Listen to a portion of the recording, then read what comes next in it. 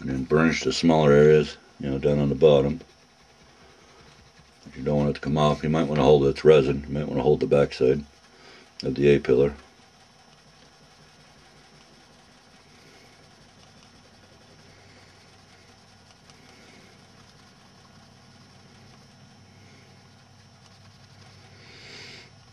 I don't try putting everything on in one piece.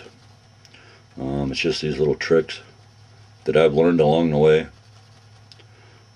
by burnishing it, flatten it down. A lot of people use pencil erasers, but I'm too afraid that'll tear it. So we're doing it the way I taught myself. Okay, there's that side.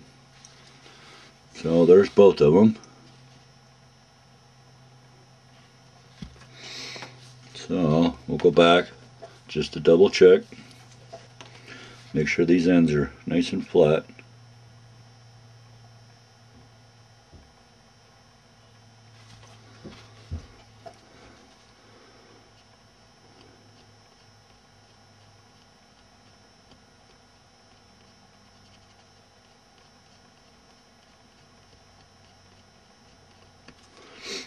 Okay, let's do the long piece for the front. That one's a little tricky to put on, but when you go to lay it on, you kind of got to lay it. Don't try to go straight across. Just kind of start here and work your way around. You might get a little wrinkles in it, but you can work that out. That's not too bad. Okay, I need a pretty long piece here. So I'm going to cut it here. It's going to be longer than I need, but that's okay. I like to have enough, Also, to help pull it off the sheet, if you put a little pressure pulling, trying to stretch it as you go to lift it, it'll keep it pretty straight. Otherwise, if you just peel it straight up, it will curl up on you. And that's what it does. Nice and straight. Now, we start here on the edge. I like to overlap it a little bit. It's not a big deal, because you can cut the excess off.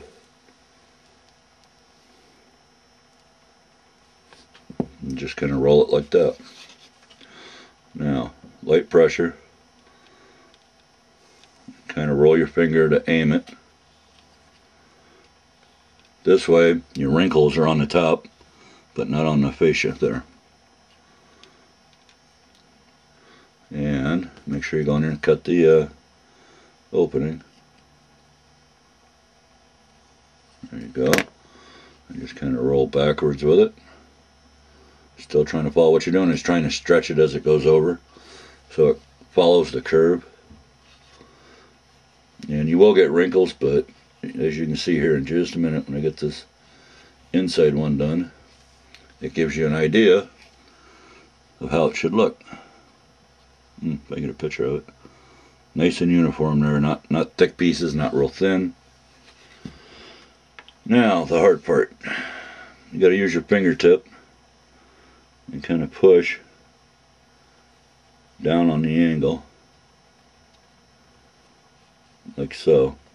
Which, if you look, my wrinkles are past the trim.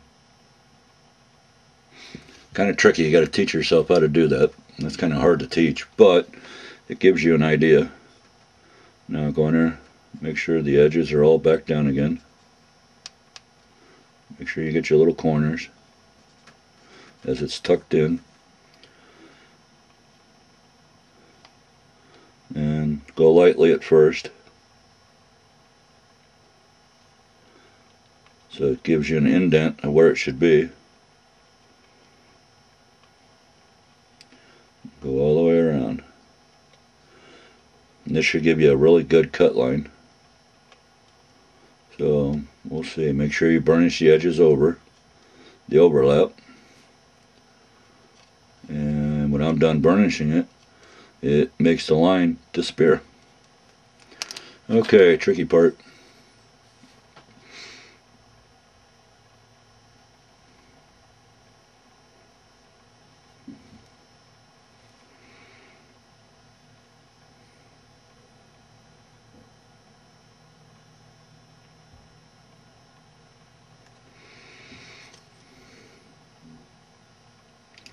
Now I stopped when I felt it hit the other side of the molding there.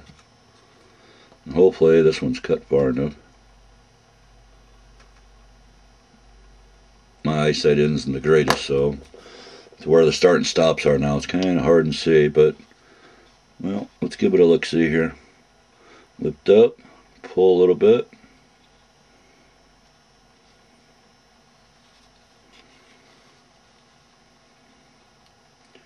Now you want to pull and then go down into an angle. There you go. There's that. Alrighty, let's make sure everything's burnished back down. My edges are where they're supposed to be.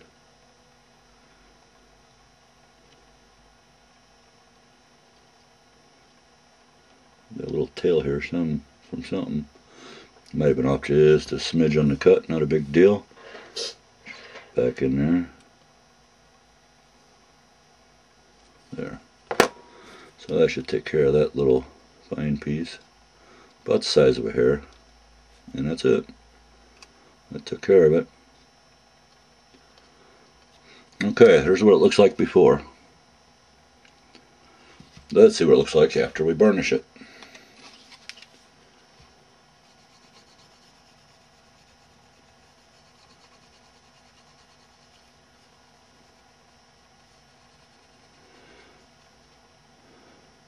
It's amazing. It looks really, really shiny to begin with when you put it on. But look at the Q-tip. That's taking the stuff off of it, and we're polishing it up. This is how you get a nice, flat, shiny chrome looking trim. It's my little secret there. We'll go back and do the upper parts of the A-pillar. As you can see, I got my finger, well, as you can't see, I guess you can. I have my finger holding up the corner of the roof where the A-pillar is, because I'm applying a little pressure.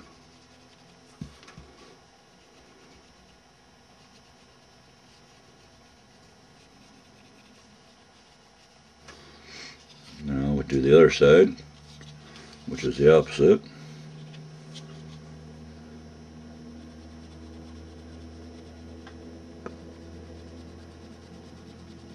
You can probably almost see the color, the chrome, the shininess come right out.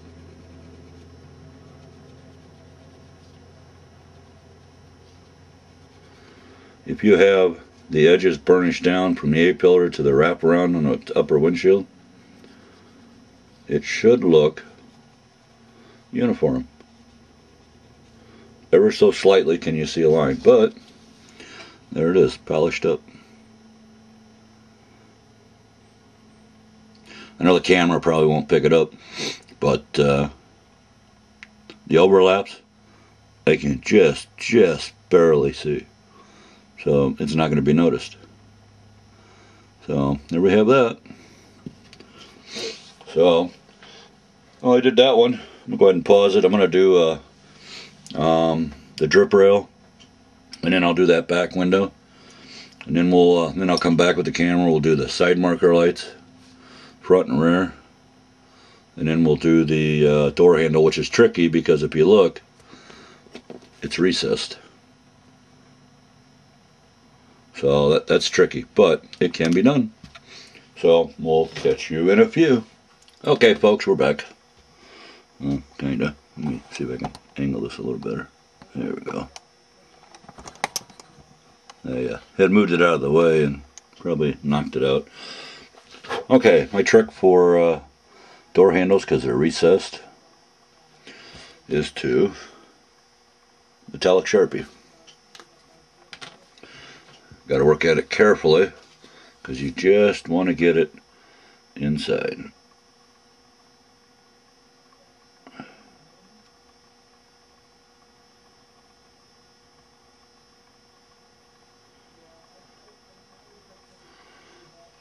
So it's like that.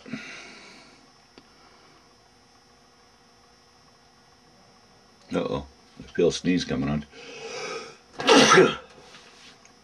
And then do this other side. I've manipulated foil to fit a lot of things. And when these are recessed like this, rather than doing it in a couple million pieces, I always put a little Sharpie in there. Try to keep it off the edges, and then you let it set up a little bit. As you can see in the picture there, that part's done. I got the back window done, the trim there, drip rail. Got the lower rocker molding started on this side. Inside, there's a couple spots I wanted to show you, which you can hide with a Sharpie. And yeah, gotta be very careful not to flip the foil. But let's see. I don't know if you'll be able to see that. In the front there, towards the A-pillar, you see that little green dot? We're gonna hide it.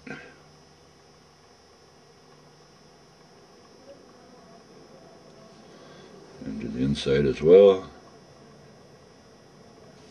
That's with the silver metallic Sharpie, and it's gone.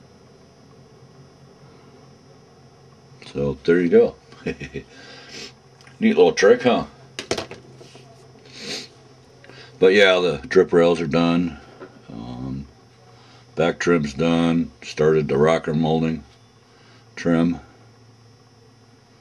So that's done. The best advice I can give on that is when you put the foil down on your rocker trim, and if it's got a series of lines like this one does, indents, make sure you run your toothpick or whatever you're using, do the lines first. Go ever so slowly, especially the deeper recessed areas like right here. Do all these first and then go back. And the reason why this is angled is so I can put the longest part down. And how can I do this so you can see it? And then you just slowly work it down. Take a couple swipes at it and then go back. Same with the bottom. Really not much of an edge there, so I had to wing it. Kind of like a free cut. So it looks alright. So hopefully that helps. That helps you out. Let's go ahead and let's do this front marker light real quick here.